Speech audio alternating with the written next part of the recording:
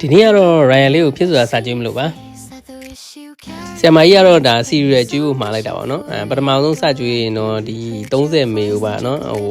ဟိုပြောမလဲဟိုကြဲကြဲလေးဖြော်ပြီးတော့စကျွေးရမယ်လို့မှာလိုက်ပါတယ်ပထမဆုံးစကျွေးရမှာဆိုတော့ဒါသူစားမစားရယ်ပြီးွားရင်ဒါကိုကြိုက်မကြိုက်ရယ်ပေါ့เนาะတော်တော်လေးကိုရင်ကုန်မိပါတယ်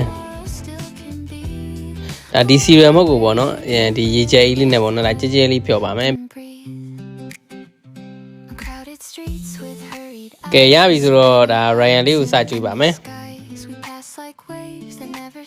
သူကပေါ့နော်ဒီထမင်းစားကုန်မှလည်းတစ်ခါမှမထိုင်ဘူးတော့ပေါ့နော်ဒါနည်းနည်းနေသားမကြဘူးဖြစ်နေပါတယ်ပုံစံကြည့်ရတဲ့ပုံတော့နည်းနည်းကြောက်နေသလိုပဲဗျကဲပထမဆုံးတစ်စုံစကြွေးပါမယ်လက်တွေနဲ့တော့ကာတယ်ဗျဒါပေမဲ့နည်းနည်းတော့စိတ်ရှည်ပြီးတော့သူ့ကို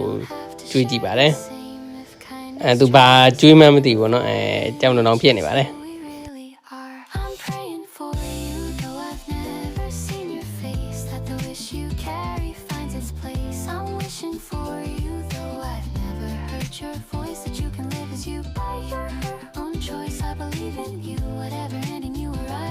နောက်ထပ်ဇွန်းတွေကြတော့နည်းနည်းလွယ်သွားတယ်ဗျသူလည်းကြိုက်တယ်နဲ့တူတယ်ဗျနည်းနည်းလေးစားရတယ်ဗျ